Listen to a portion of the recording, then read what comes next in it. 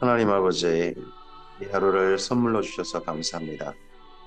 주님께서 이 하루를 주의 말씀과 함께 동행하기를 소원하셔서 기대하셔서 이 아침에 말씀을 들을 수 있는 시간으로 인도해 주셔서 감사합니다. 주님, 주께서 허락하신 말씀을 우리가 하나님께서 원하신 대로 하나님의 뜻이 담긴 그대로 알아듣도록 감화와 감동하여 주시옵소서. 들을 수 있게 하옵소서. 볼 수 있게 하옵소서. 깨닫게 하옵소서. 이 하루가 온전히 주의 말씀으로 가득히 채워지고 칠해지게 해 주시옵소서. 부탁드리오며 예수님 이름으로 기도합니다. 아멘. 네, 오늘은 창세기 39장에서 41장까지의 말씀을 함께 읽도록 합니다. 야곱의 이야기로 와 있습니다. 근데 야곱의 이야기 속에 요셉의 이야기하고 유다 이야기가 들어있는 게 보입니다. 앞서서 이삭 이야기에도 이삭 이야기만 들어있는 게 아니라 이삭의 아들들인 에서와 야곱의 이야기가 들어있었죠.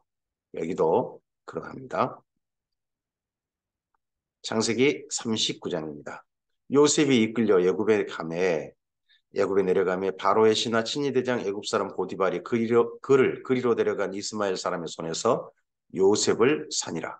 여호와께서 요셉과 함께 하심으로 그가 형통한 자가 되어 그의 주인 애굽 사람의 집에 있으니 그의 주인이 여호와께서 그와 함께 하심을 보며 또 여호와께서 그의 범사에 형통하게 하심을 보았더라.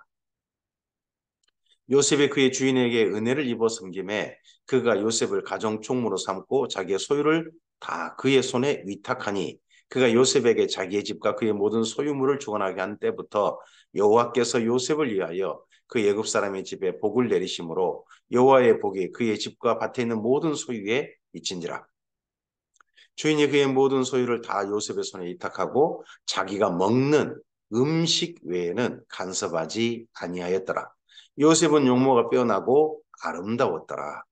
그 후에 그의 주인의 아내가 요셉에게 눈치다나가 동침하기를 청하니 요셉이 거절하며 자기 주인의 아내에게 이르되 내 주인이 집안의 모든 소유를 간섭하지 아니하고 다 내 손에 위탁하였으니 이 집에는 나보다 큰 이가 없으며 주인이 아무것도 내게 금하지 아니하였어도 금한 것은 당신뿐이니 당신은 그의 아내임이라. 그런즉 내가 어찌 이 큰 악을 행하여 하나님께 죄를 지으리이까. 여기 하나님께는 신께겠죠. 여인이 날마다 요셉에게 청하였으나 요셉이 듣지 아니하여 동침하지 아니할 뿐더러 함께 있지도 아니하니라. 그러할 때에 요셉이 그의 일을 하러 그 집에 들어갔더니 그 집 사람들은 하나도 거기 없었더라. 요셉이 보디발의 집에 이제 노예로 팔려와서 평생 노예로 그냥 죽으면 되는 거죠. 사실 노예는 재산이지 어떤 사람으로 취급받지는 않죠. 그냥 사람 생각하고 사람 말하는 재산인 거죠. 그렇게 취급해도 되는데 이 요셉이 정말 보디발에게 특별하게 또 보인 거죠. 보디발도 그런 요셉을 알아보고요. 어, 아주 또 근데 그 집에 있는 다른 종들보다 어, 아주 어린 요셉이 이렇게 집안 전체를 관장했을 때 종들이 어떻게 생각했는지 다른 종들은 어떻게 생각했는지 잘 모르겠어요. 아, 근데 요셉이 어느 정도로 이 집에서 대우를 받았냐 그러면 집에서 일하지만 출퇴근하는 게 뭐예요? 39장 11절에 보시면 그러할 때 요셉이 그의 일을 하러 그 집에 들어갔다고 그러잖아요. 그럼 출근해서 일하고 퇴근하면 그 집에서 나가서 다른 데 있는 거죠. 종으로서 일하되 출퇴근할 수 있을 정도로 그 정도로 인정받은 사람이 요셉이었다 하는 게 보이죠. 근데 그 집 마님께서 요셉이 좀 마음에 들어가지고 눈짓하고 예인 삼으려고 한 거죠. 그 당시에 애굽에는 나중에 이제 예수님 때의 그 로마 귀족들처럼 또 헬라 쪽의 그 사람들의 그 고위층처럼 성적으로 상당히 좀 자유분방하고 애인 문화가 유행했다고 합니다. 그래서 이 요셉을 자기 애인 삼으려고 한 거죠, 보디발의 아내가. 근데 집에 들어갈 때 아무도 없다는 걸로 봐서는 보디발의 아내가 뭔가 조처를 한 것 같죠. 그 여인이 그의 옷을 잡고 이르되 나와 동침하자. 그러나 요셉이 자기의 옷을 그 여인의 손에 버려두고 밖으로 나가매 그 여인이 요셉이 그의 옷을 자기 손에 버려두고 도망하여 나감을 보고 그 여인의 집 사람들을 불러서 그에게 이르되 다 이제 오지 말아 그래놓고 또 이제 들어오라 그래가지고 사람들 불러서 그들에게 이르되 보라 주인이 히브리 사람을 우리에게 데려다가 우리를 희롱하게 하는도다. 그가 나와 동침하고자 내게로 들어오므로 내가 크게 소리 질렀더니 그가 나의 소리 질러 부름을 듣고 그의 옷을 내게 버려두고 도망하여 나갔느니라 하고 종들이 이 마님이 이렇게 억울하게 누명 씌운 거 알았을 거예요. 모르는 사람이 없었겠죠. 하지만 이 보디발의 아내의 이런 이야기에 누명심에 동조했을 가능성이 좀 높다고 생각합니다. 요셉이 너무 빠른 시간 안에 다른 종들이 누릴 것들을 자기가 누려버리잖아요. 주인한테 인정받고 이렇게 하는 것이 다른 종들한테 좋게 보이지는 않았을 것 같아요. 어찌든지 그의 옷을 곁에 두고 그 자기 주인이 집으로 돌아오기를 기다려 이 말로 그에게 말하여 이르되 당신이 우리에게 데려온 히브리 종이 나를 희롱하려고 내게로 들어오므로 이때 히브리 종 그렇게 하죠. 히브리 종 강 건너왔다는 말이라고 해요. 히브리란 말이 강을 건너왔다. 그러면 나일강 건너온 건지 뭐 유브라데 강 건너온 건지 어느 쪽 강을 건너는지는 잘 모르겠어요.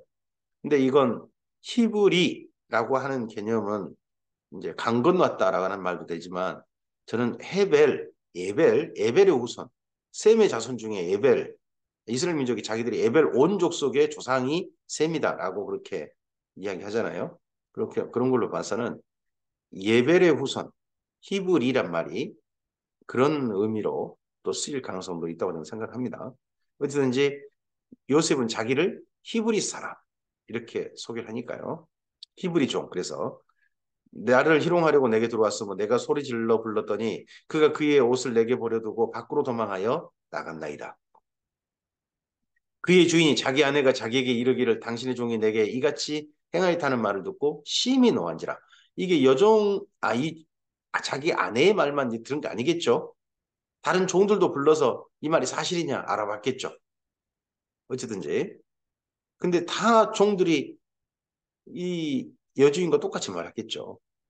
잘 됐다 싶어가지고 요셉 이때 죽여야 된다. 죽여버리자. 어찌든지 그랬겠죠. 근데 이에 요셉의 주인이 그를 잡아 옥에 가두니 그 옥은 왕의 제수를 가두는 곳이었더라. 요셉이 옥에 갇혔으나 여호와께서 요셉과 함께 가시고 그에게 인자를 더하사 간수장에게 은혜를 받게 하셨다. 아, 요셉이 하나님 안에서 여호와 하나님 안에서 잘하고 있죠. 잘못된 길로 가지 않고 똑바로 보고 있어요. 요셉의 이런 신앙을 보면 참 달라 보여요. 그의 아버지와. 야곱은 하나님을 믿으면서도 자기 수단 방법과 살잖아요. 근데 요셉은 정말 하나님을 진실하게 믿고 하나님 안에 잘못하려고 하지 않아요. 보디발의 아내의 그 애인이 되었다면 더 그 집안에서 승승장구할 수 있지 않았을까요? 더 기세등등하게. 근데 그러지 않는 거죠. 하나님 안에서 올바른 일만 하려고 하는 게 보입니다. 이로 봐서는 저는 요셉이 아, 이삭의 신앙에 영향을 받았을 것이다라고 봅니다. 이삭이 눈이 안 보이잖아요. 또 자기 아내가 요셉 할머니가 돌아가셔 버리고 그러니까 그러고 난 다음에 그 요셉을 돌봤던 분, 이삭을 죽기까지 돌봤던 이가 요셉이 아니냐. 그러면서 할아버지의 신앙을 물려받은 게 아니냐 하고 생각을 해보고 있습니다. 여호와께서 요셉과 함께 그래서 함께 하시고 이 감옥 속에도 인자를 더하셔서 어, 요셉이 다른 또 대우를 받습니다. 간수장이 옥중 제수를 다 요셉의 손에 맡김으로 그 재반 사물을 요셉이 처리하고 간수장은 그의 손에 맡긴 것을 무엇이든지 살펴보지 아니하였으니 이는 여호와께서 요셉과 함께 하심이라 여호와께서 그를 범사에 형통하게 하셨더라. 일찍이 요셉이 자기 아버지하고 또 그리고 할아버지를 돌보고 하여튼 그러면서 요셉이 공부를 많이 한 것 같아요. 재반 사무를 다 할 수 있는 능력이 가지고 있잖아요. 그리고 또 여기 이집트 와서 이집트에서 그 언어가 잘 통하는 사람으로 살고 있잖아요. 그러고 봐서는 상당한 어릴 때부터 교육을 좀 충실하게 받은. 그러니까 야곱이 정말 장차 자기 집안을 이끌어갈 장자로 요셉을 생각한 그런 짐작해 볼 만한 흔적이 여기 보인다고 봅니다. 어쨌든지 그러한 것들을 가지고 하나님 안에서 그 모든 것들을 사용했다는 겁니다. 이제 감옥 속에서도 그의 삶이 형통하게 하셨다. 근데 참 슬퍼요. 그렇게 모든 게 준비된 요셉이 팔리잖아요. 그리고 또 보디발의 집에서 좀 안정된 삶을 살 수 있을 것 같았는데 또 이 감옥 속으로 오게 되잖아요. 올바르게 하는데, 잘못되지 않게 하는데. 이랬을 때 참 많은 생각을 하게 될 것 같아요. 우리도 그러지 않을까요? 창세기 40장입니다. 그 후에 애구방의 술 맡은 자와 떡 굽는 자가 그들의 주인 애구방에게 범죄한지라. 바로가 두 간원장 곧 술 맡은 관원장과 떡 굽는 관원장에게 노하여 그들을 친위대장의 집안에 있는 옥에 가두니 곧 요셉이 갇힌 곳이라. 옥이 감옥이 뭐 여기저기 있나 보죠. 근데 특별히 친위대장의 집안에 있는 옥 여기는 사형수들이 갇히는 그런 감옥 같습니다. 더구나 바로에게 죄를 지은 그런 사람들, 중대 범죄자들 그런 사람들이 갇힌 곳인 것 같죠. 그러니까 요셉도 그곳에 갇혔으니까 사실은 언제 죽어도 할 말 없는 거죠. 곧 요셉이 갇힌 곳이라 친위대장이 요셉에게 그들을 수종들게 하매 요셉이 그들을 섬겼더라. 그들이 갇힌 지 여러 날이라. 그런 감옥 속에서 요셉에게 또 친위대장이 명합니다. 이러고 봐서는요. 친위대장이 요셉이 억울하게 누명 쓴 거 안 것 같습니다. 충분히 알지만 요셉을 죽이고 싶지 않아서 여기 있는 것 같기도 하고 그러고 난 다음에 요셉에게 나름 배려한 게 아닌가 또 그렇게 싶기도 합니다. 옥에 갇힌 애구방의 술 맡은 자와 떡 굽는 자 두 사람이 하룻밤에 꿈을 꾸니 각기 그 내용이 다르더라. 아침에 요셉이 들어가 보니 그들에게 근심의 빛이 있는지라. 요셉의 그 지인의 집에 자기와 함께 갇힌 바로의 신하들에게 묻되 어찌하여 오늘 당신들의 얼굴에 근심의 빛이 있나이까. 그들이 그에게 이르되 우리가 꿈을 꾸었으나 이를 해석할 자가 없도다. 요셉이 그들에게 이르되 해석은 하나님께 있지 아니하니이까 청하건대 내게 이르소서. 우리가 정말 생각해 볼 표현 요셉이 이 말한 거 있지 않습니까? 해석은 하나님께 있지 아니하니이까. 우리 인생의 꿈 이제 여기는 꿈을 먼저 얘기합니다만 우리 인생의 모든 일의 해석 그 모든 일의 해석은 하나님께 있는 게 아니겠습니까? 술 맡은 관원장이 그의 꿈을 요셉에게 말하여 이르되 내가 꿈에 보니 내 앞에 포도나무가 있는데 그 나무에 세 가지가 있고 싹이 나서 꽃이 피고 포도송이가 익었고 내 손에 바로의 잔이 있기로 내가 포도를 따서 그 즙을 바로의 잔에 짜서 그 잔을 바로의 손에 들였노라. 요셉이 그에게 이르되 그 해석은 이러하니 세 가지는 사흘이라. 지금부터 사흘 안에 바로가 당신의 머리를 들고 당신의 전직을 회복시키리니 당신이 그 전에 술 맡은 자가 되었을 때 하던 것 같이 바로의 잔을 그의 손에 드리게 되리이다. 당신이 잘 되시거든 나를 생각하고 내게 은혜를 베풀어서 내 사정을 바로에게 아뢰어 이 집에서 나를 건져 주소서. 나는 히브리 땅에서 끌려온 자요 여기서도 옥에 갇힐 일은 행하지 아니하였나이다. 히브리 땅. 그럼 이 땅 이렇게 이제 표현한 걸 봐서는 그 히브리 땅이 뭐 애굽 땅은 아닌 거죠. 애굽 땅이 아닌 다른 땅. 그럼 강 건너 땅이라고 한다면 가나안 땅이 히브리 땅이 되겠죠. 그럼 이집트 땅이 아닌 나일강 건너온 자 히브리 땅 이렇게 이제 표현할 수도 있겠죠.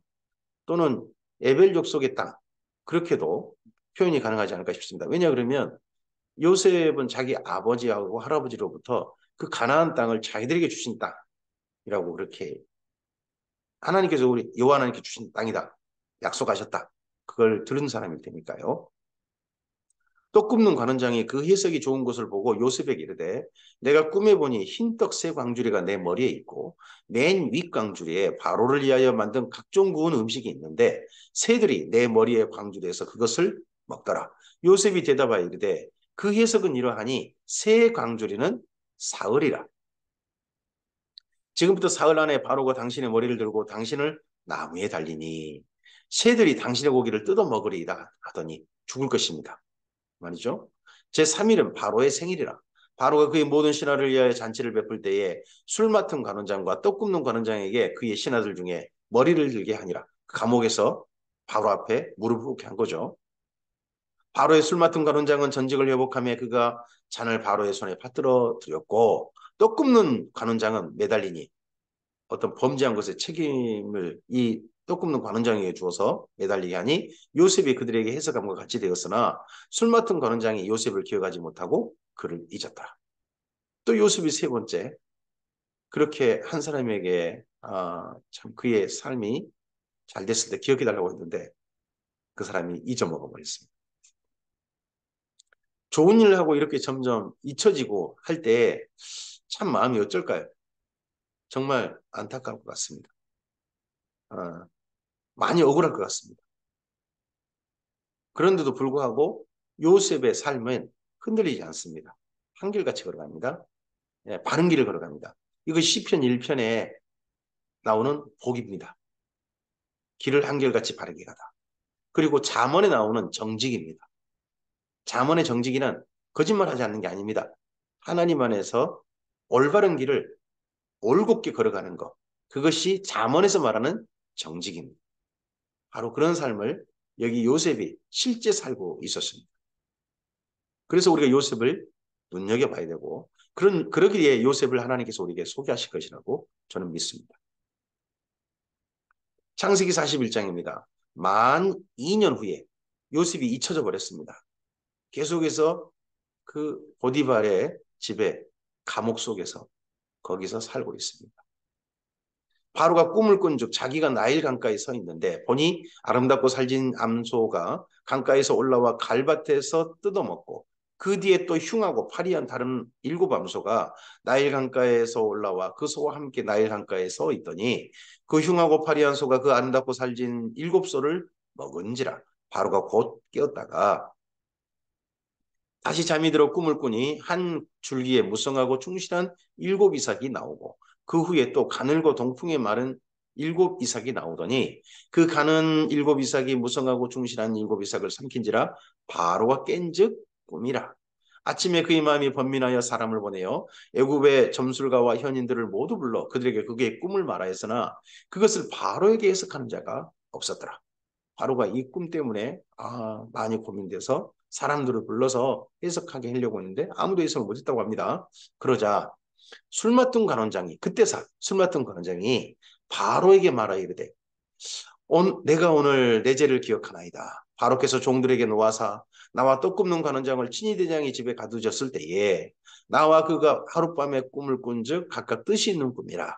그곳에 친위 대장의 종된 히브리 청년이 우리와 함께 있기로 우리가 그에게 말하매 그가 우리의 꿈을 풀되 그 꿈대로 각 사람에게 해석하더니 그 해석한 대로 되어 나는 복직되고 그는 매달렸나이다. 바로에게 이 술 맡은 관원장이 한 이야기가 요셉을 드디어 감옥에 나오게 하는 계기가 됩니다. 이에 바로가 사람을 보내어 요셉을 부르매 그들이 급히 그를 옥에서 내놓은지라. 옥에서 이제 드디어 풀려났습니다. 옥에서 풀려나지 못하도록 했던 사람 중에 보디발이 아내도 있을 것이고 보디발 집에 있는 종들도 요셉이 풀려나는 것을 결코 좋아하지 않았겠죠. 그래서 계속 감옥 속에 있다가 드디어 풀려났습니다. 요셉이 곧 수염을 깎고 그의 옷을 갈아입고 바로에게 들어가니 바로가 요셉에게 이르되 내가 한 꿈을 꾸었으나 그것을 해석하는 자가 없더니 들은즉 너는 꿈을 들으면 능히 푼다 하더라. 요셉이 바로에게 대답하여 이르되 내가 아니라 하나님께서 바로에게 편안한 대답을 하시리라. 제가 아닙니다. 꿈을 푼 사람은 제가 아닙니다. 하나님께서 바로에게 편안한 대답을 주실 것입니다. 해석은 하나님께 있나이다. 여기 하나님은 여호와 하나님으로 소개하지 않았겠죠. 그냥 신께서 이렇게 소개했을 겁니다. 바로가 요셉에게 이르되 내가 꿈에 나일강가에 서서 보니 살지고 아름다운 7 암소가 나일 강가에 올라와 갈밭에서 뜯어먹고 그 뒤에 또 약하고 심히 흉하고 파리한 일곱 암소가 올라오니 그같이 흉한 것들은 애굽 땅에서 내가 아직 보지 못한 것이라. 그 파리하고 흉한 소가 처음에 일곱 살진 소를 먹었으며 먹었으나 먹은 듯하지 아니하고 여전히 흉하더라. 내가 곧 깨었다가 다시 꿈에 보니 한 줄기에 무성하고 충실한 일곱 이삭이 나오고 그 위에 또 가늘고 동풍에 마른 일곱 이삭이 나더니 그 가는 이삭이 좋은 일곱 이삭을 삼키더라. 내가 그 꿈을 점술가에게 말하였으나 그것을 내게 풀이해 주는 자가 없느니라. 요셉이 바로에게 아뢰되 바로의 꿈은 하나라. 하나님이 신께서 그가 하실 일을 바로에게 보이심입니다. 요셉은 여호와께서겠죠. 일곱 좋은 암소는 일곱 해요. 일곱 좋은 이삭도 일곱 해니 그 꿈은 하더라. 그 위에 올라온 파리하고 흉한 일곱 소는 7년이요. 동풍에 말라 속이 빈 일곱 이삭도 일곱 해 흉년이니 내가 바로에게 이르기를 하나님이 그가 하실 일을 바로에게 보신다 하니 이것이라.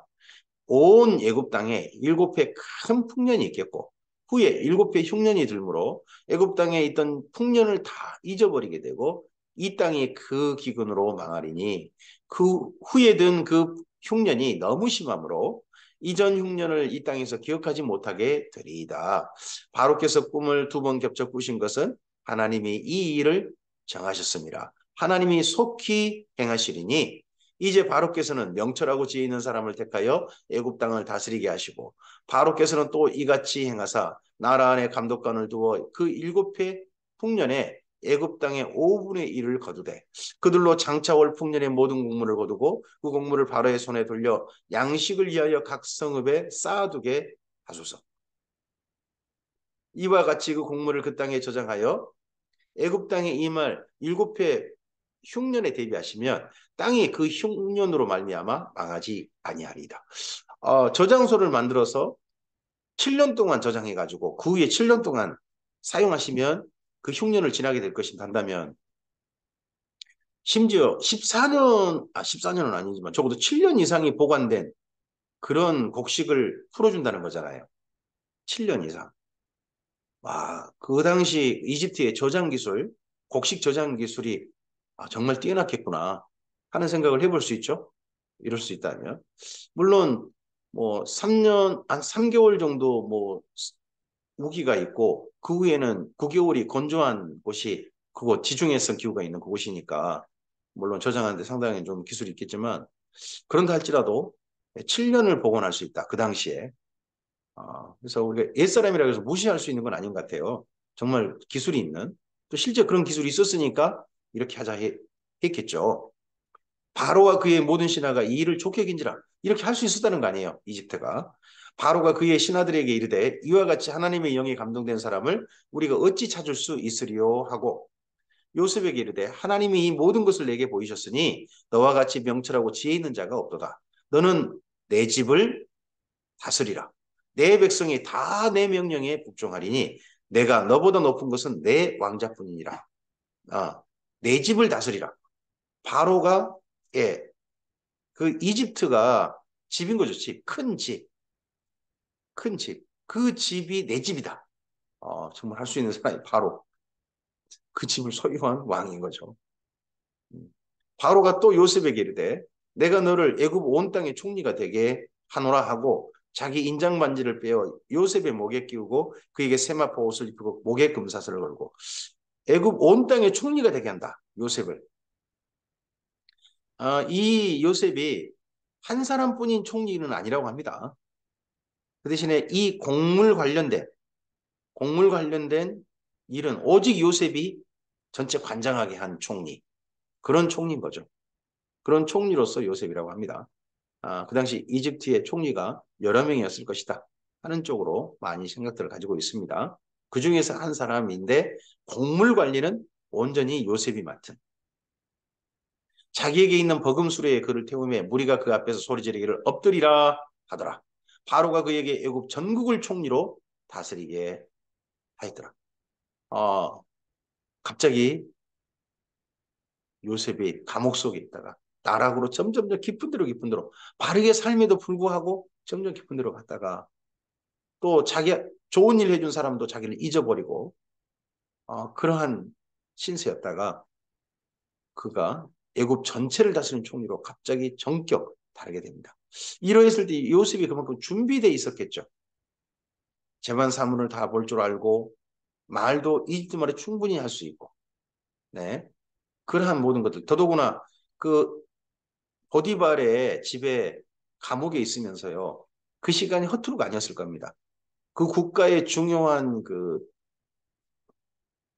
이 바로 궁에 어떻게 보면 중대 범죄자들이 여기 감옥에 갇혀 있을 때 그들을 섬기고 하면서 국가 돌아가는 거라든지 이런 것들에 대해서 전반적으로 그들을 통해 충분히 들었을 기회가 있었을 것이고 준비되는 시간이 되었을 거예요.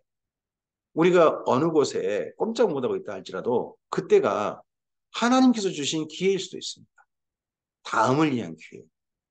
그 시간을 허투루 보내면 하나님이 정말 주신 기회 때 그 기회마저도 그냥 허무하게 지나갈 수도 있다고 생각합니다. 우리가 꼼짝 못하고 있을 때, 아무것도 안 하고 있을 때, 그때가 정말 하나님이 주신 기회로 잘 사용된다면 이 요셉과 같은, 뭐 요셉 같은 그런 나라를 다스리는 그런 일은 아니겠지만 하나님이 주신 기회를 기회로 사용할 수 있는 우리가 또 될 거라고 저는 생각을 합니다.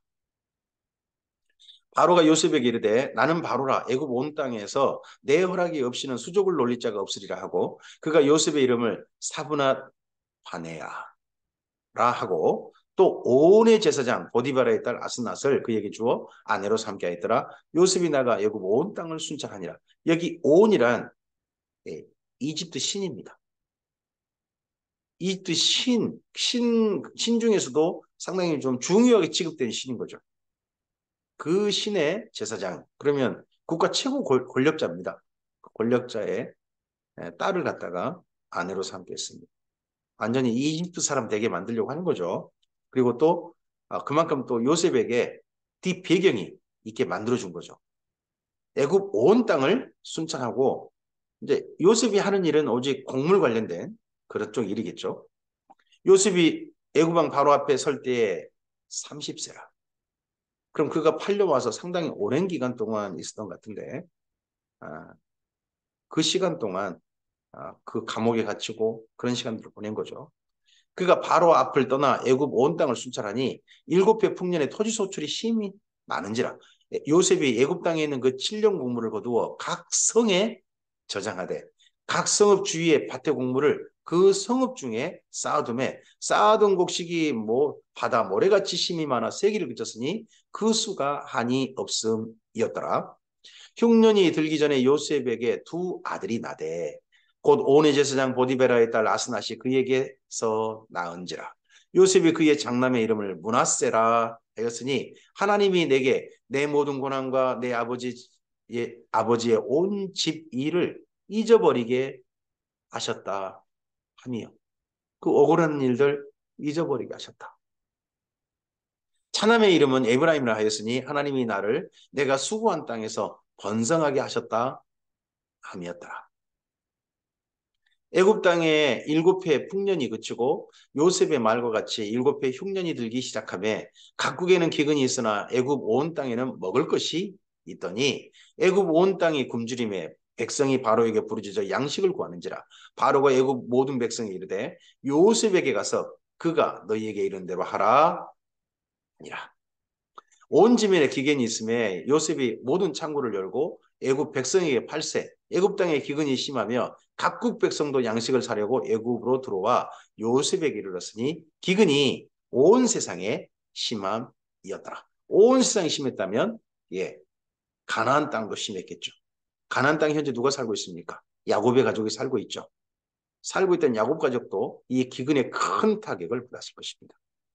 그로 인해서 하나님의 그 다음 예비하심이 이 야곱의 가족과 요셉의 만남이겠죠. 그 다음으로 이어지겠죠. 오늘 여기까지 말씀입니다. 하나님께서 우리에게 허락하신 일들은 하나님을 사랑하는 자들에게는 모든 것이 협력하여 선을 이루신다는 말씀이 구약 성경의 하나님의 사람들에게 나타난 일들을 보고 신약의 해석이 아니겠습니까? 오늘 그러한 우리들의 해석이 우리의 삶에도 맞습니다. 하는 그러한 말씀이었으면 좋겠습니다. 오늘 우리의 삶 속에서 하나님께서 돌보셔서 때때로 하나님을 향해 정직하게 사는데 도리어 억울한 일을 당하고 도리어 잊혀짐을 당하고 그런다 할지라도 우리의 길을 한결같이 정직하게 복 있는 사람답게 걸어갔으면 좋겠습니다. 사람들에겐 기회가 안 될지 모르고 잊혀질지 모르나 하나님께서는 잊지 않으시고 기억하실 것입니다. 그래서 이 땅에 기회를 주시든지 아니면 하나님 나라에 섰을 때 그때 큰 상급으로 주시든지 그렇게 하실 것입니다. 요셉은 그 이스라엘 민족을 위해서 그 땅에 총리가 될 필요가 있어서 하나님은 거기까지 이끄셨습니다. 그러기 전에 요셉도 준비가 되었습니다. 우리들도 이 땅에서 하나님께서 기회를 주실 때 준비된 사람으로 그 기회가 사용되어졌으면 좋겠습니다. 이 하루 주님 안에서 정직하게 걸어갑시다. 복 있는 사람답게 한결같이 주님의 뜻을 받들어 걸어갑시다. 사람들이 알아주든 알아주지 않듯 그 길을 갈 수 있으면 좋겠습니다. 그러한 우리들의 걸음에 주께서 기뻐하시고 함께 동행하실 것입니다. 주님의 선하신 동행하심이 함께하는 이 하루 되시기를 주님의 이름으로 축복합니다. 감사합니다.